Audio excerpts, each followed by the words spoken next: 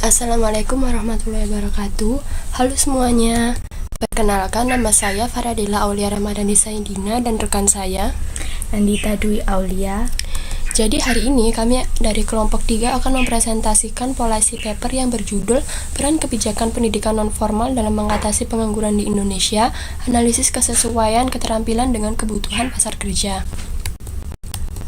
Baik, yang pertama adalah latar belakang. Jadi permasalahan pengangguran di Indonesia tidak hanya disebabkan oleh kurangnya lapangan pekerjaan, tetapi juga karena adanya skill mismatch, yaitu ketidaksesuaian antara keterampilan tenaga kerja dengan kebutuhan dunia industri. Meskipun pemerintah telah menyediakan berbagai program pelatihan seperti Balai Latihan Kerja, Balai Latihan Kerja Komunitas, lembaga kursus dan pelatihan, serta kartu prakerja, masih banyak lulusan pelatihan yang kesulitan memperoleh pekerjaan yang sesuai dengan kompetensinya. Berdasarkan analisis kami, terdapat 3 permasalahan utama. Yang pertama adalah masih terjadinya skill mismatch sehingga banyak lulusan bekerja di luar bidangnya atau bahkan menganggur.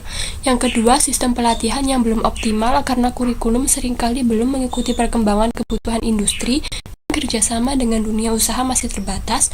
Lalu yang terakhir, implementasi kebijakan yang masih lemah, terutama dalam aspek pendampingan dan penempatan kerja setelah pelatihan. Lalu selanjutnya ada dampak permasalahan. Jadi yang pertama ada tingginya pengangguran generasi muda, lalu produktivitas tenaga kerja yang rendah, lalu banyak pekerjaan berada di sektor informal, dan terakhir investasi pendidikan belum memberikan hasil yang optimal. Untuk mengatasi masalah tersebut, kami mengidentifikasi 3 opsi kebijakan. Opsi pertama adalah reformasi program pelatihan yang sudah ada seperti BLK, BRKK, LKP, dan kartu prakerja. Reformasi dilakukan melalui penyesuaian kurikulum, penguatan soft skill, dan literasi digital, serta peningkatan pendampingan pasca pelatihan. Opsi kedua adalah demand-driven training berbasis kemitraan industri. Dalam pendekatan ini, pelatihan dirancang berdasarkan kebutuhan nyata industri, kurikulum disusun berdasarkan dunia usaha, serta diperkuat melalui program magang dan sertifikasi yang melibatkan industri. Selanjutnya, opsi kebijakan ketiga adalah pengembangan sistem informasi pasar kerja yang berfungsi menyediakan data kebutuhan tenaga kerja, menghubungkan pencari kerja dengan perusahaan, serta menjadi dasar penyusunan program pelatihan yang lebih tepat sasaran. Setelah membandingkan ketiga alternatif tersebut, kami merekomendasikan opsi kedua, yaitu demand-driven training berbasis kemitraan industri.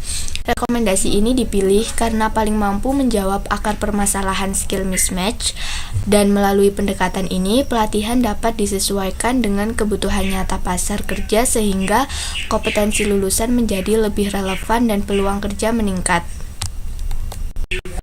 Agar kebijakan ini berjalan efektif, terdapat beberapa strategi implementasi yang perlu dilakukan. Pertama, melakukan analisis kebutuhan keterampilan pada setiap sektor industri. Kedua, menyusun kurikulum bersama antara lembaga pelatihan dan dunia industri. Ketiga, memperluas program magang dan work-based learning. Keempat, memperkuat pendampingan dan penempatan kerja setelah pelatihan. Kelima, mengembangkan sistem informasi pasar kerja yang terintegrasi sebagai pendukung kebijakan. Sebagai kesimpulan, pengangguran tidak dapat diatasi hanya dengan memperbanyak program pelatihan. Yang lebih penting adalah memastikan bahwa pelatihan yang diberikan benar-benar sesuai dengan kebutuhan dunia kerja. Oleh karena itu, penguatan kemitraan antara lembaga pelatihan dan industri menjadi langkah penting untuk mengurangi skill mismatch, meningkatkan penyerapan tenaga kerja, serta memperkuat kualitas sumber daya manusia di Indonesia. Sekian presentasi dari kelompok kami. Terima kasih atas perhatiannya. Wassalamualaikum warahmatullahi wabarakatuh.